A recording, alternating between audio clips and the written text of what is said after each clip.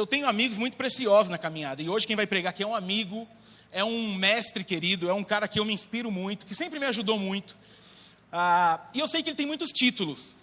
Ele é professor do Haggai, ele é professor da teológica, ele é um dos maiores autores de livros sobre a história dos batistas. Se você quiser saber algo dos batistas, não vai perguntar hoje, porque hoje ele veio para pregar e para almoçar, não para ficar fazendo entrevista. Ele é muita coisa, mas o principal, sem medo de errar. Já? Não, vou falar o principal agora, você vai gostar. O principal, um servo de Jesus lindo, que tem uma família linda, que eu nem vou apresentar, eu vou dar o prazer. Então receba com muito carinho, pastor Marcelo Santos! Viu? É assim que você merece. Vou orar. Vamos orar por ele? Você pode estender uma de suas mãos aqui, para que Deus o use, fale com a gente. Ele falou que estava preocupado com o tempo, porque tem assembleia e tudo mais. Eu falei que não, tem almoço, pode acabar até 2 da tarde, a gente aguenta. E quem for embora vai ver. Oremos, feche seus olhos. Obrigado, Senhor, por esse momento especial dessa igreja, desse aniversário, e obrigado porque os amigos queridos da jornada estão vivendo isso aqui com a gente. Que o Senhor use a vida do teu servo, do pastor Marcelo, que é um amigo querido, e que ele seja instrumento do Senhor nessa manhã para falar conosco. Que tudo que aconteça aqui seja para a honra e glória do teu nome. É a nossa oração em nome de Jesus. Amém e amém. Obrigado, meu lindo. Fica à vontade. Bom dia, PBG. Deixa eu te convidar a fazer algo, o pastor Bruno ainda não fez. Olha para quem está do seu lado e diz assim: parabéns pelos seus 81 anos. Para alguns vai ser um elogio, né? Para outros diz assim: parabéns pelos seus 81 anos. Vai se acostumando, irmão. Um dia você vai chegar lá, amém, irmão? Que se você disser amém não vai chegar lá, é porque você vai partir antes. Então é melhor dizer: não, amém, eu vou chegar lá. Eu estou doido para chegar o dia que alguém me dê os parabéns pelos 81 anos. Que alegria estar aqui nessa manhã, que a graça e a paz de Jesus permaneçam sobre nós essa manhã. Privilégio, uma alegria, né, estar junto com amigos queridos, pastor Bruno, Ellen, a Helena, Benício, tanta gente querida, rever gente querida dessa igreja, né, de Guarulhos, que a gente conhece tanto, rever ovelhas queridas, o Wesley e a Larissa que estão ali juntos, a Lari e o Eli, queridos que estão aqui, uma alegria poder celebrar esses 81 anos, para nós é um privilégio, uma honra mesmo. Nós somos muito gratos a Deus por poder viver esse tempo e ver o que Deus tem feito aqui na PBG. Quando eu falo nós, eu estou falando não só em meu nome, da IBG, da Igreja Batista da Graça, a igreja onde eu sou pastor há 20 anos, mas também da minha família, a Cláudia que está ali, que é minha esposa, Lucas, que é o caçula, Tainá, que é a mais velha, né? Uma alegria a gente estar juntos aqui celebrando com vocês esse tempo de gratidão a Deus mesmo, de 81 anos de história. Muito lindo ver o que Deus está fazendo na vida dessa igreja. Eu conheço essa igreja já há alguns anos, não chega a ser 81, mas já há algumas décadas já, quando eu ainda era pastor de jovens em Perdizes. Então isso faz tempo, eu ser pastor de jovens, isso faz algumas décadas mesmo. Quando eu era ainda pastor de jovens, me lembro de ter pregado em um Conjubag, aqui quando nem tinha esse templo, era lá embaixo. Os mais antigos aqui lembram disso, não? Era lá embaixo. Eu sou dessa época, irmão. Estou inteiro, não estou não? Eu sou dessa, irmão, também está bem, eu acho que eu lembro de irmão, estamos juntos aí, mas eu lembro, e foi um tempo muito especial, e como é bom ver o que Deus fez nesses últimos anos, e de uma forma muito especial. Nesses últimos 1 ano e 8 meses, eu tenho o privilégio de caminhar com o pastor Bruno, já há alguns anos, desde quando ele era pastor de jovens também, né? Então faz bastante tempo, né, pastor? Então, desde quando você era pastor de jovens, mas é uma alegria ver o que Deus tem feito nesses últimos quase 2 anos aqui, através da vida do pastor Bruno, da Ellen, da liderança dessa igreja tão querida, de amigos tão queridos que Deus nos deu, até porque 81 anos é um tempo de gratidão, e de celebrar uma igreja que pretende, além de qualquer coisa, ser uma igreja simples, mas relevante. Uma igreja como é o Evangelho de Jesus, simples e relevante. E para que uma igreja seja simples e relevante, e essa é a palavra que Deus colocou no meu coração, porque eu sei que essa é uma manhã de festa, a gente tem profissão de fé ainda, a gente tem almoço, tem tanta coisa para acontecer, mas eu quero pedir a sua atenção para alguns ensinamentos da palavra de Deus, sobre essa perspectiva de uma igreja simples e relevante, que é conduzida pelo Espírito Santo de Deus. E quando a gente fala de igreja, pensa em igreja na Bíblia, para mim particularmente, não há um outro livro que fale tanto a respeito de igreja, de uma maneira tão clara a respeito de igreja, como o livro de Atos dos Apóstolos. E quando a gente olha para o livro de Atos dos Apóstolos, a gente pode perceber, e eu quero aqui dar a você uma visão mais geral daquilo que acontece em Atos dos Apóstolos, definir 5 palavras que definem o propósito desse livro de Atos dos Apóstolos. O livro de Atos dos Apóstolos, que vai falar para nós sobre igreja, principalmente sobre uma igreja simples e relevante, que é conduzida pelo Espírito Santo, a primeira palavra é a palavra continuidade. Até porque Atos continua a narrativa do Evangelho de Lucas, que é o autor de Atos também. Lucas vai registrar o início do ministério de Jesus, e Atos vai dar continuidade à obra de Jesus, que acontece através dos apóstolos e também da igreja. A manifestação física de Jesus é a igreja, é o corpo de Cristo. O Atos deixa isso muito claro, que Jesus durante cerca de 33 anos passa por aqui, e quando ele já não está mais presente fisicamente, ele deixa muito claro que quem vai representá-lo fisicamente, quem vai dar continuidade a isso é a igreja dele, a igreja que ele vai organizar. A segunda palavra que define o propósito de Atos é a palavra confronto. Ao longo de Atos a gente percebe que a igreja simples, uma igreja relevante, uma igreja conduzida pelo Espírito Santo, ela vive confrontos, faz parte da realidade dela. Confronto com seus perseguidores, confronto com o governo corrupto, confronto contra os hereges, contra os hipócritas dentro da igreja, muitas vezes, isso está em Atos, e também contra as perseguições que ela sofria. A terceira palavra que define o livro de Atos dos Apóstolos é a palavra missão. Atos mostra para nós que a missão da igreja é levar o evangelho e pagar o preço para isso. Atos mostra para nós, como disse o pastor Bruno, que igreja é feita de gente, mas não é qualquer tipo de gente, é gente que está disposta a renunciar, gente que estava disposta a perder seus bens, a ser presa e até mesmo perder a própria vida. Atos vai nos mostrar a história de Estevão, o primeiro mártir do cristianismo. Atos vai ensinar para nós que se a igreja simples e relevante, conduzida pelo Espírito Santo, não é estar num parque de diversões, não é vir para cá achando que está vindo para um parque de diversões, entretenimento, um hobby, mais um compromisso na agenda. Atos vai ensinar para nós que se a igreja viver o evangelho, um evangelho que é vida e compromisso com o reino. Em quarto lugar, a palavra testemunho define o livro de Atos para nós.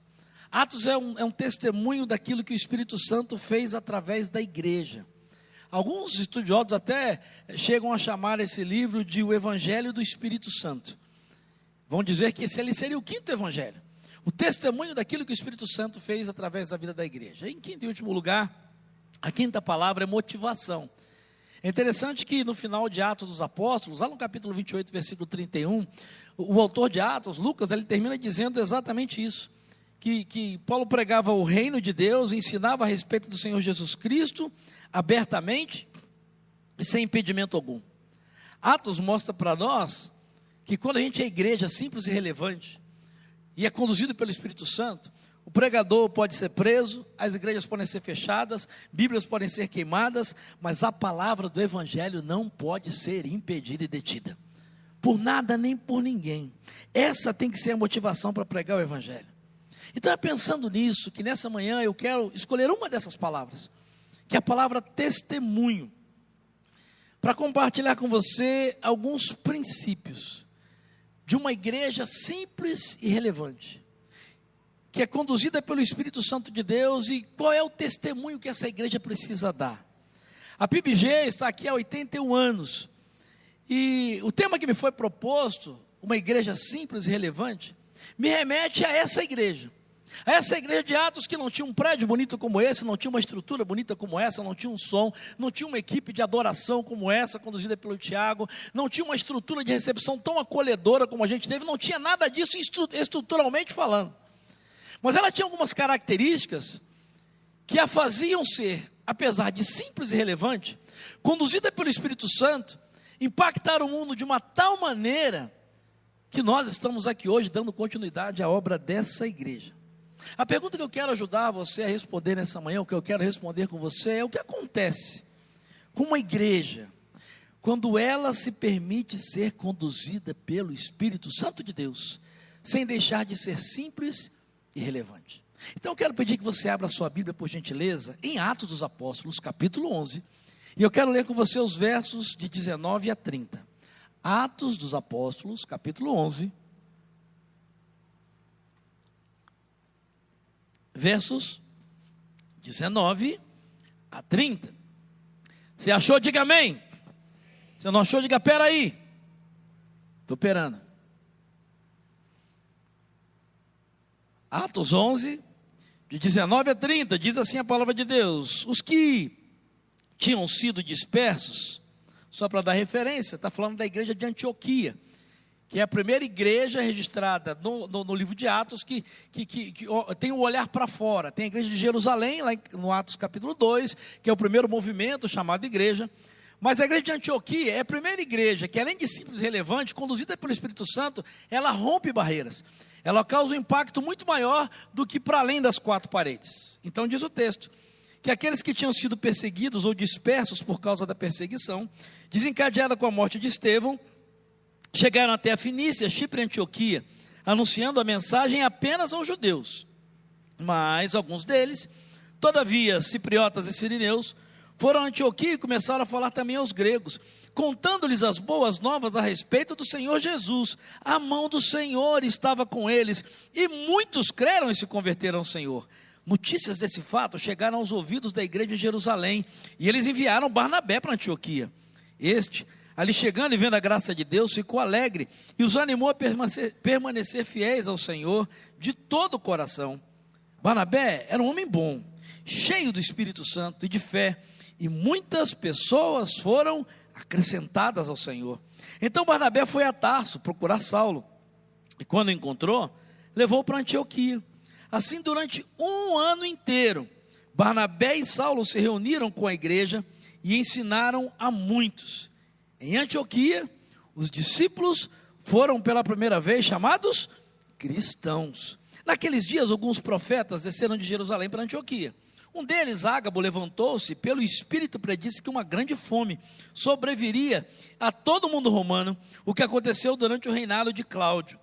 Os discípulos, cada um, segundo as suas possibilidades, decidiram providenciar ajuda para os irmãos que viviam na Judéia, e o fizeram enviando suas ofertas aos presbíteros pelas mãos de Barnabé e Saulo. Que Deus abençoe a sua palavra, que possa o Espírito do Senhor aplicá-la, trazer a vida a essa palavra para o meu e para o seu coração nessa manhã. Qual é o texto central, ou o verso central do texto que nós lemos? É o versículo 26. O verso 26, a parte B, deixa claro que essa é uma igreja que, apesar de simples e relevante, conduzida pelo Espírito Santo, ela reflete Cristo, ela causa um impacto, porque é a primeira vez na história que os discípulos de Jesus foram chamados de cristãos. E que diferença isso faz? A palavra cristianismo, como um movimento, como a gente fala hoje, ela é usada pela primeira vez no ano 110 da era cristã. Um sujeito chamado de Inácio de Antioquia, ele usa pela primeira vez a palavra cristianismo para falar desse movimento de gente aí que segue Jesus e etc. Mas a palavra que se refere a pessoas que seguem a Cristo ou que se parecem com Cristo é utilizada pela primeira vez aqui. Sabe, essa gente não foi chamada cristã por causa do rótulo, por causa da placa, por causa do jeito que cantava, por causa da roupa que vestia, do tipo de cabelo, não. Mas eles foram chamados de cristãos por conta daquilo que estava acontecendo na vida deles, por conta daquilo que eles estavam vivendo, por aquilo que eles faziam, não só no templo, mas nas casas, no trabalho, na faculdade. Eles foram chamados de seguidores de Cristo.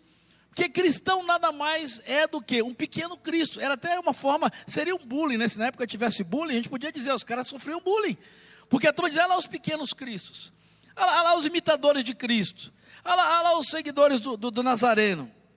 Sabe o que esse texto chama atenção? Eu quero deixar para você, querida PBG, que está aqui, que está no campus online, depois de 81 anos, e no Brasil isso é muito urgente a gente lembrar, rótulo não importa se não existe vida por detrás desse rótulo. Não importa se é cristão, se é gospel, se não tem vida por detrás, e talvez hoje, como há muito tempo a gente não vê, se você usa redes sociais, a gente percebe isso. O nome de Jesus tem sido jogado na lama, o nome do cristianismo tem sido jogado na lama. Por muita gente que tem rótulo de cristianismo, discurso de cristianismo, música de cristianismo, mas não tem vida de cristianismo. Sabe, talvez esse seja o grande problema da igreja evangélica brasileira. Tem muita gente com rótulo, mas que não tem a vida de Cristo. Sabe, é por isso que eu muitas vezes penso, quando Jesus conta aquela parábola do semeador, como é que começa a parábola do semeador, você lembra? Lembra não, irmão? Vou pregar sobre ela então. Saiu o semeador? Lógico, né, Jesus? Ele ia fazer o quê? Saiu o semeador a vender seguro? Parece meio óbvio, né? Por que Jesus falou óbvio? Por que ele começa a palavra do semeador dizendo, saiu o semeador semear? É porque tem semeador que não semeia. É porque existem semeadores que não semeiam.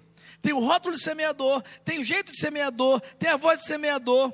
Sabe, quem não vive de acordo com os ensinos de Cristo, pode até ter rótulo, nome, certificado no batismo, no rol de membros da igreja, mas não é e jamais será um cristão.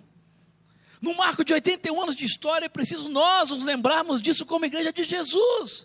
É importante ser da PIBG, da IBG, da igreja onde você é e frequenta, ótimo.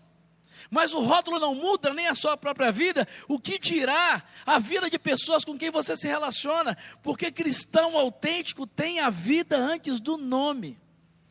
É por isso que eu quero usar esses minutos que me restam aqui, para nesse capítulo 11, mostrar a você algumas atitudes práticas, que vão levar aquelas pessoas, e eu creio que se eu e você levarmos isso muito a sério, como comunidade de fé, como primeira igreja batista de Guarulhos, nesse novo momento lindo que vocês estão vivendo, se nós lá na IBG, no novo momento que nós estamos vivendo, depois de 20 anos do meu ministério lá, eu tenho refletido muito mesmo nisso, pensado muito mesmo nisso, as atitudes que estão nesse texto, fizeram com que essas pessoas fossem identificadas como seguidores de Cristo, porque elas viviam como Cristo ensinou a viver, a partir do contexto desfavorável.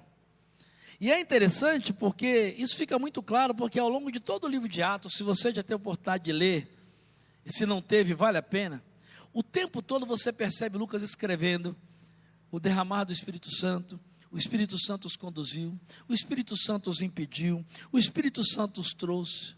E depois desse bendito movimento do Espírito Santo, apesar de serem simples, eles foram relevantes, porque eles foram dirigidos e conduzidos pelo Espírito Santo e agora estão sendo chamados de cristãos. Então deixe-me compartilhar com você 4 momentos, 4 atitudes, que nos ensinam sobre uma igreja simples, relevante e conduzida pelo Espírito Santo de Deus. Primeiro, uma igreja conduzida pelo Espírito Santo de Deus, que é simples, que não quer perder a sua simplicidade, mas quer ser relevante. Ela proclama o Evangelho. Os versículos 19 a 21 deixam isso muito claro. E é interessante que ele não está falando só de pregação. Se você reler o texto, eu não vou reler os versículos aqui, para a gente ganhar tempo, mas você pode fazer isso. Os versos de 19 a 21 deixam muito claro que aquela gente proclamava o Evangelho pela vida, pelo serviço e pelas ações. Eles proclamavam aquilo que dava sentido à vida. Qual é uma outra palavra que a gente chama o Evangelho? Os mais antigos devem lembrar, o Evangelho são as boas novas, as boas notícias.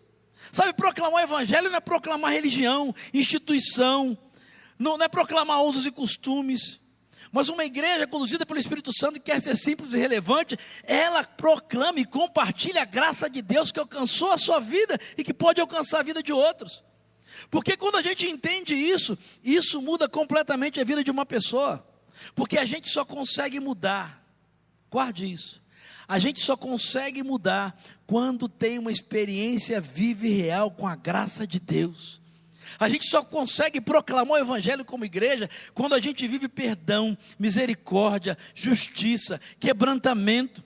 Porque o Evangelho verdadeiro não é religião, não usos e costumes, não instituição denominacional, mas o Evangelho verdadeiro dá sentido à vida de qualquer pessoa. Sabe, Teresa d'Ávila, que foi uma personagem da história da igreja, muito importante, ela tem uma frase que eu gosto demais, ela diz assim: quem me dera com uma tocha incendiar os céus e com água apagar todo o inferno, para que as pessoas pudessem seguir a Cristo, não por causa do céu, nem por medo do inferno, mas apenas pelo amor que tem a Cristo e pelo que Ele fez por cada uma delas nessa vida. Sabe, eu não sei você, mas eu tenho pedido muito isso a Deus. A gente vive num tempo de secularismo muito grande, inclusive se misturando ao Evangelho. Mas se alguém um dia conseguir me provar que não existe vida eterna, vamos dizer que amanhã surgisse, né? A tecnologia é tão avançada, eu descobri, vida eterna não existe. Vida eterna é um mito. Se alguém conseguisse provar que antes de nascer eu vim do nada e que quando acabar eu for pro nada. Eu não sei você, mas deixa eu dizer para você, eu, Marcelo, nos meus 56 anos de vida, se provassem e dissessem, não existe vida eterna, não existe nada antes, não existe nada depois, eu não sei você, mas eu, só pelo que Jesus fez por mim nesses 56 anos, o sentido e a dignidade que Ele deu para a minha vida, para o meu caráter, como homem, como marido, como pai, como pessoa, já justificaria eu segui-lo e amá-lo pelo resto da minha vida. A gente proclama o Evangelho quando a gente tem essa convicção. Há um romance muito interessante, quem gosta de ler, de Dostoiévski, chamado Os Irmãos Karamazovski. Ele é muito legal, para quem gosta de ler fica a dica. E é interessante porque ele tem todo o contexto histórico. E em um momento desse romance, tem um monge, vale muito a pena, porque o contexto ali é cristianismo, né, é a perseguição cristã, enfim, não vou ficar dando spoiler, senão vou estragar a leitura, né? Mas tem um personagem ali que é um monge, que quando ele está sendo interrogado e questionado, e aí apertam aquele monge para ele negar sua fé em Jesus. Aí ele responde o seguinte: eu sei que Cristo é a única, mais perfeita e mais completa verdade, mas se um dia alguém me convencer que existe uma verdade maior do que Cristo, pelo que Ele fez por mim, eu abandono essa verdade e eu continuo com Cristo. Uma igreja conduzida pelo Espírito Santo, que quer continuar simples, mas quer ser relevante, ela proclama o Evangelho, porque o Evangelho deu sentido para a sua própria vida, não é porque é uma estratégia da igreja, um ministério da igreja, porque é obrigação pregar o Evangelho, não, ela prega o Evangelho porque o Evangelho faz parte da vida dela. Fanny Crosby, para aqueles que são mais antigos na caminhada cristã, talvez tenham ouvido falar dela, foi uma jovem, na verdade, uma grande compositora, que quando criança ainda, na verdade tinha pouco mais de um mês de vida, ela teve uma infecção nos olhos. Um erro médico lá, uma medicação incorreta que deram a ela, fez com que ela perdesse a visão com menos de 1 ano de idade. Ela ficasse cega para o resto da sua vida. E é interessante que essa mulher, depois de todo esse trauma, ela cresceu, e quando criança teve contato com esse Evangelho por causa da sua avó, que apesar dela ser cega, passava horas e horas lendo a Bíblia para aquela menina cega, falando do Evangelho para ela. Para resumir a história, essa menina que teve essa experiência traumática, ela escreveu mais de 8.000 hinos, o que faz dela uma das maiores nomes entre as compositores cristãs. Talvez você diga, eu nunca ouvi falar de Fanny Crosby. Talvez não, mas talvez você já tenha cantado, que segurança sou de Jesus, eu já desfruto as bênçãos da luz, sou por Jesus herdeira de Deus, a Ele me leva a glória dos céus, ao seu amor eu me submeti, extasiado então me senti, antes cantando nos altos céus, louvam a excelsa graça de Deus, sempre vivendo no seu grande amor, eu me regozijo no meu Salvador, esperançoso vivo na luz, pela bondade do meu Jesus. Talvez você conheça o refrão e possa cantar comigo. Canta minha alma. O que mais?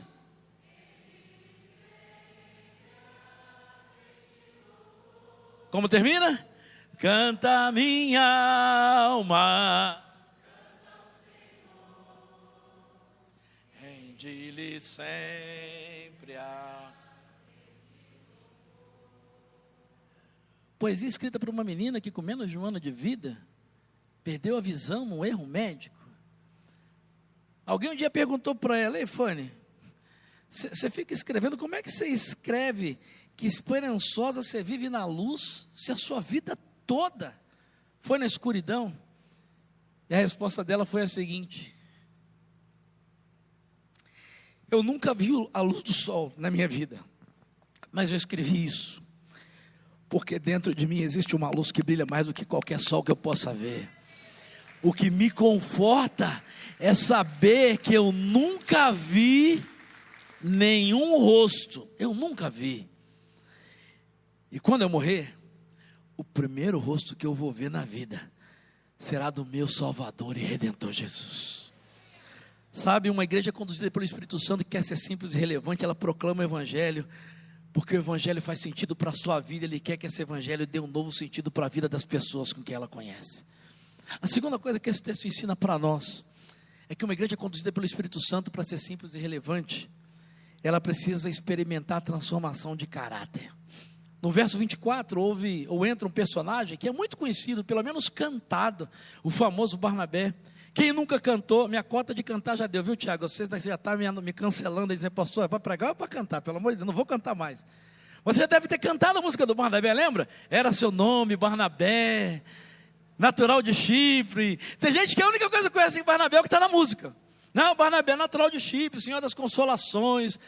Mas quando a gente olha para a vida desse homem, quando o texto diz que ele era um homem, não é por acaso que Lucas, que é muito detalhista, não por acaso é historiador, eu sou historiador, Lucas faz questão de dizer, parece nada a ver, né? Para que dizer que ele era um homem bom? Tá, e daí, que diferença isso faz? Homem bom, cheio do Espírito Santo de fé. No grego, essa palavra homem bom, talvez uma tradução melhor seria homem de bem, homem de caráter.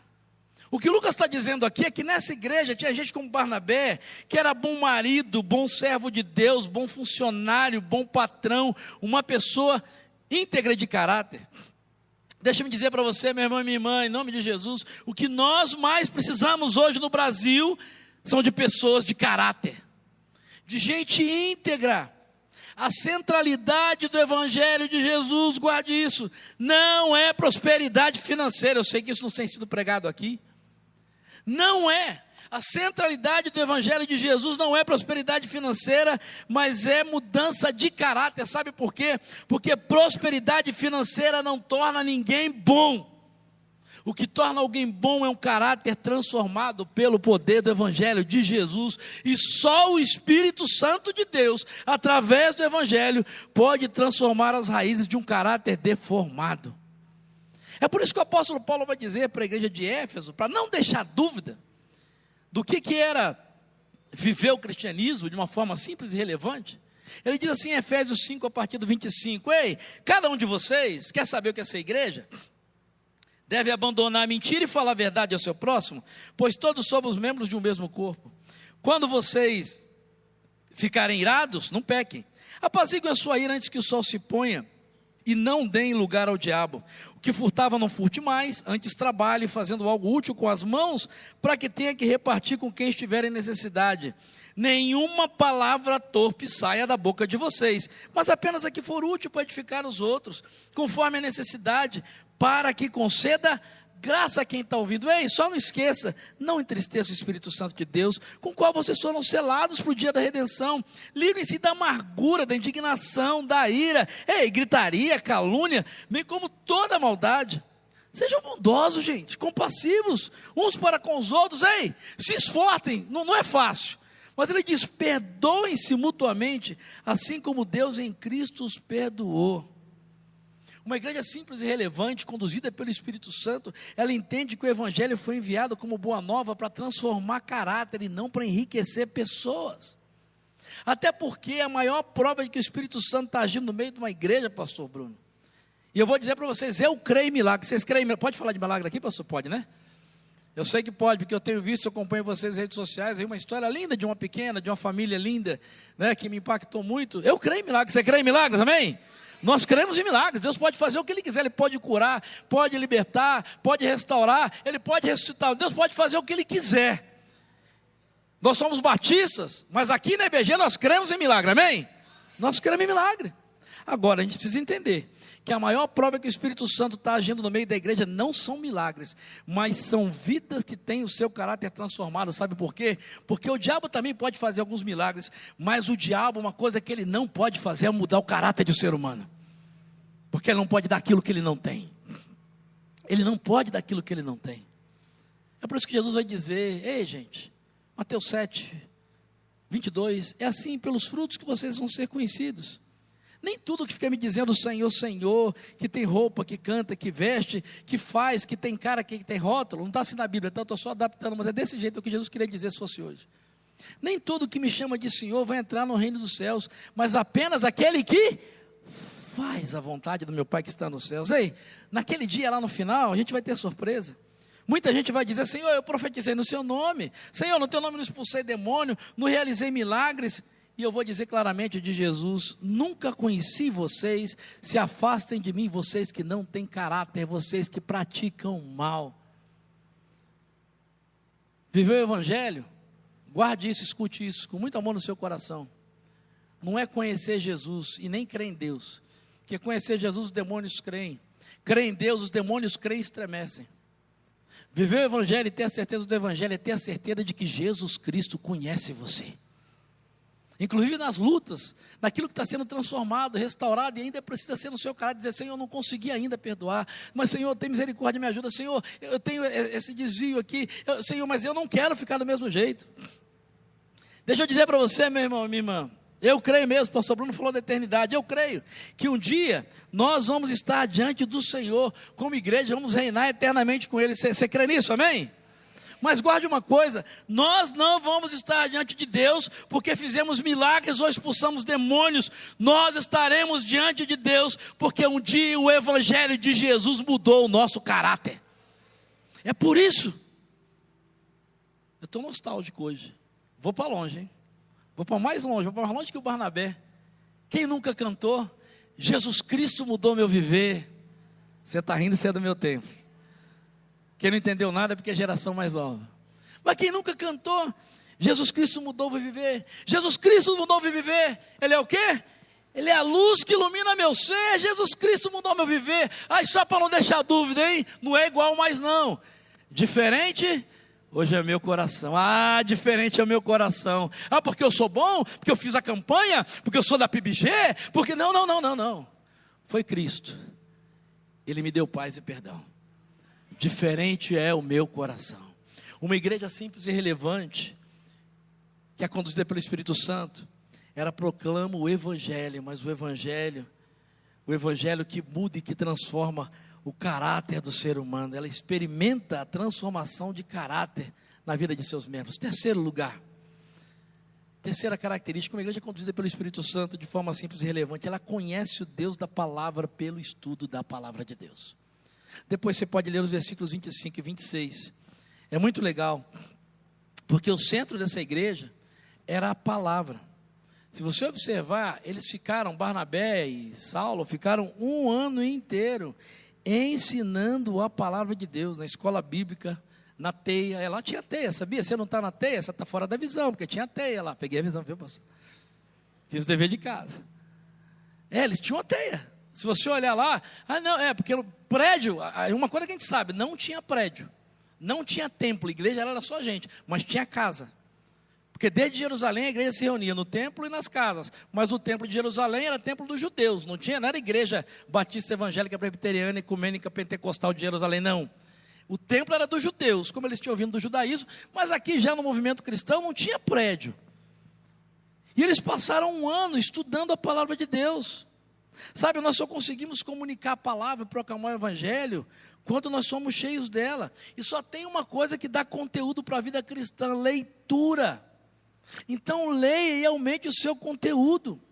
E sabe, quando se trata de conteúdo de Deus, ele tem que vir da leitura da palavra de Deus. Não tem nada quanto a gostar muito de música. Eu sou muito musical, tem lá Amazon, Spotify, sei lá qual é o seu aplicador. Eu sou muito movido à música, adoração.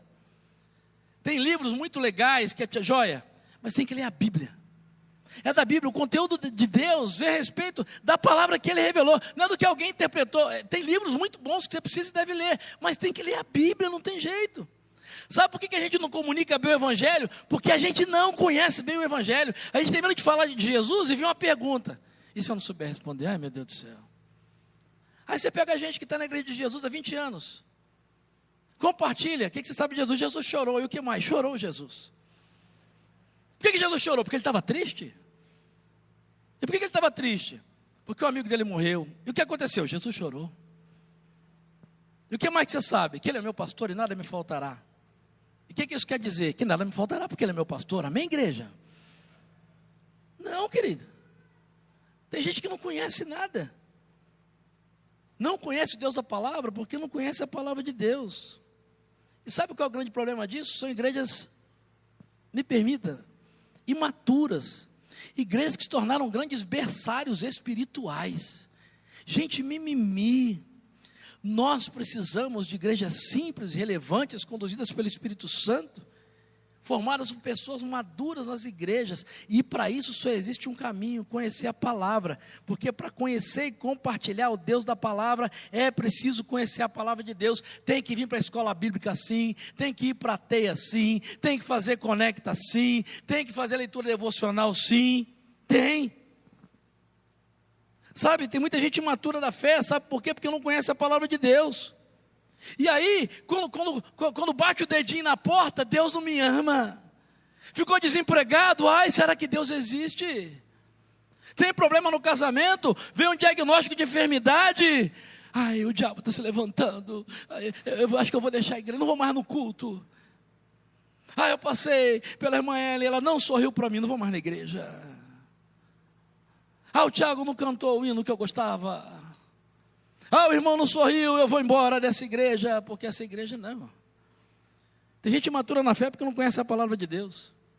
Porque gente madura sabe que nós não somos abençoados porque merecemos, nós somos abençoados porque Deus nos ama. Então quando você passar por luta, por prova, por dificuldade, não fica perguntando, por que está acontecendo comigo, ei? Porque Jesus falou, e a Bíblia diz, que no mundo nós íamos ter... Ah, eu achei que a sua estava diferente, porque tem crente que achando que a Bíblia diz, no mundo vai ser tudo bem. Se vier problema, não, o normal é ter problema.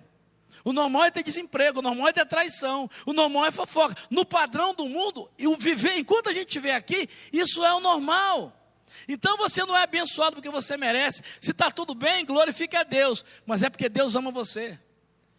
Então quando alguém passar por uma dificuldade, diz, nossa, por que aconteceu? Sabe, deixa eu dizer para você, na Bíblia, e se você leu a Bíblia, cristão, discípulo de Jesus fica desempregado, tem câncer, fica internado sim, fica deprimido, faz parte da vida real.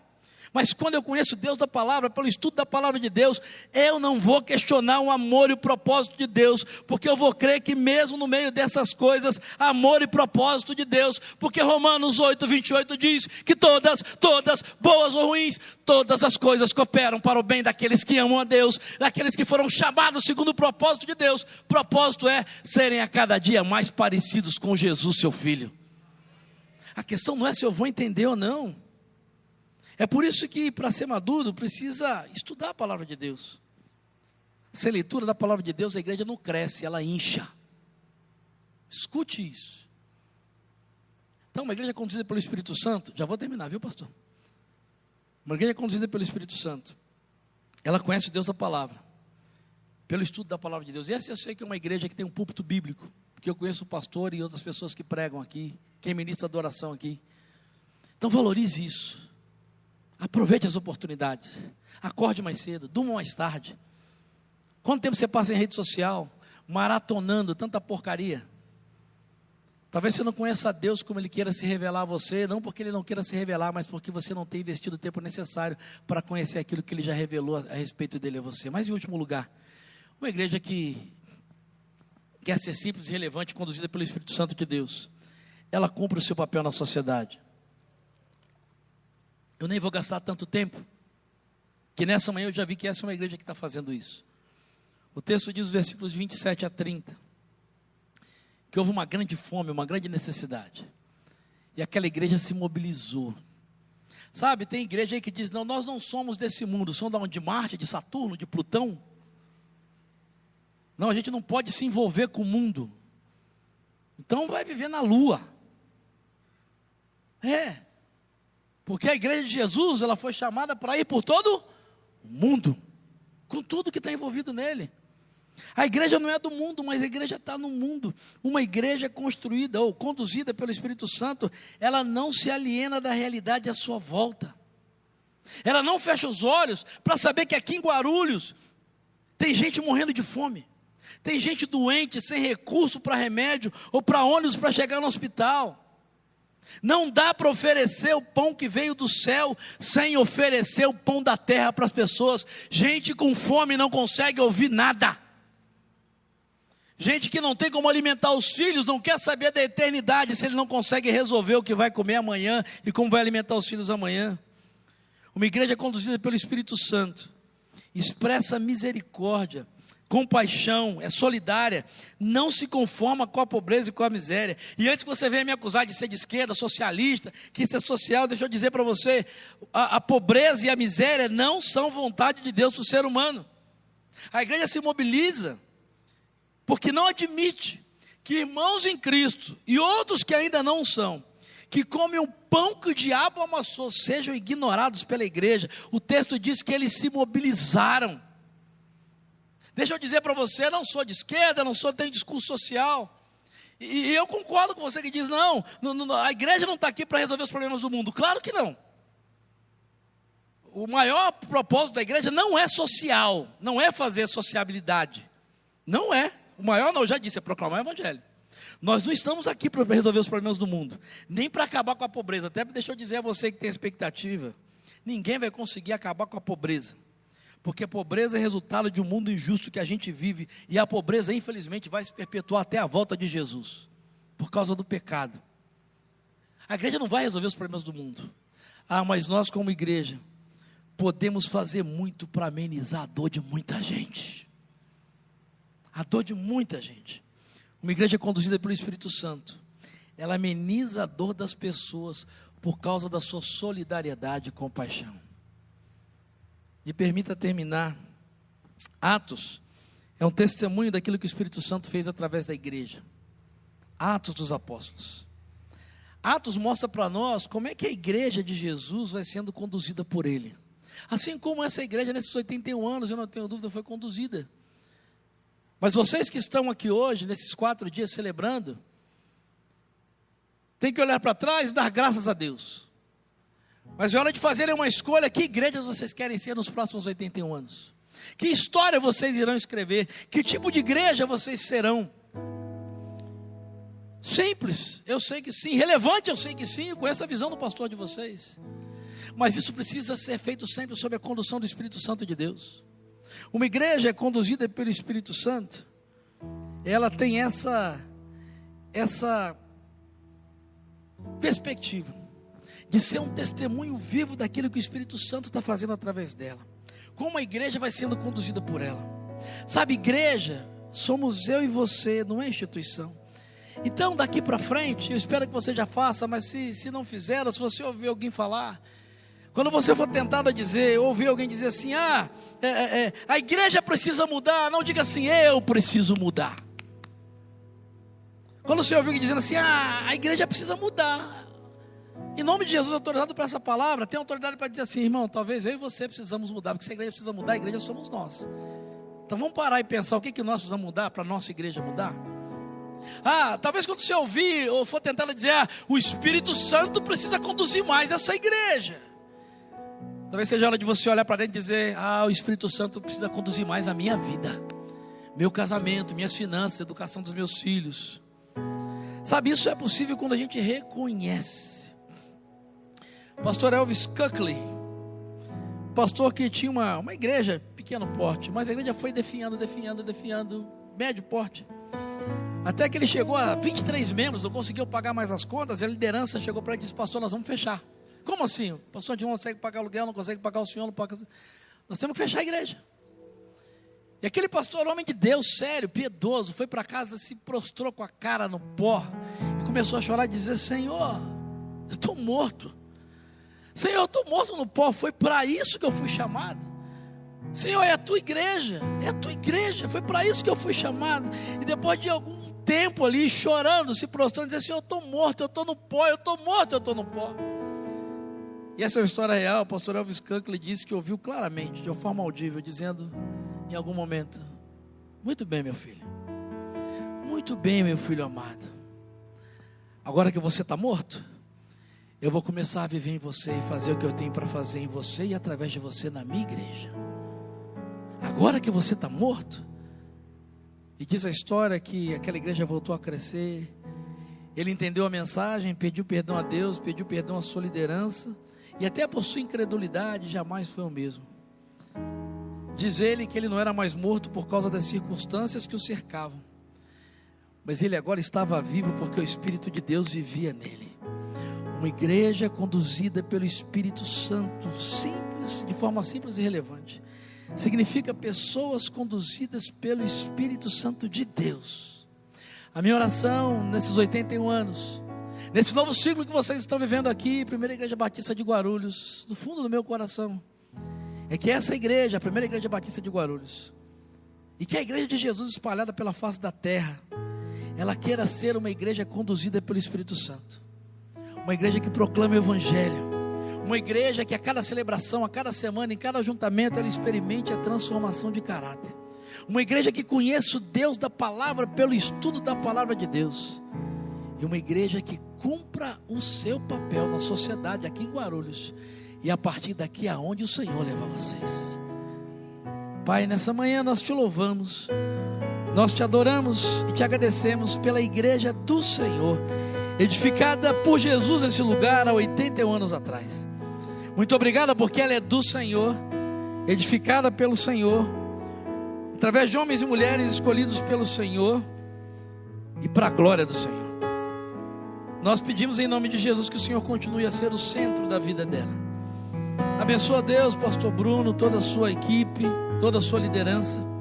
Abençoa Deus essa igreja, essa comunidade de fé que já tem sido tão impactante, tão relevante, mas que sob a condução do teu Espírito Santo, sempre sensíveis a ouvir a tua voz, Pai, eles possam continuar a fazer a diferença nesse lugar, e a partir daqui, aonde o Senhor os levar, que o Senhor faça deles uma potência na proclamação do Evangelho, que o Senhor a cada semana dê a oportunidade de testemunhos chegarem a esse lugar, daquilo que Jesus fez transformando a história e o caráter de pessoas.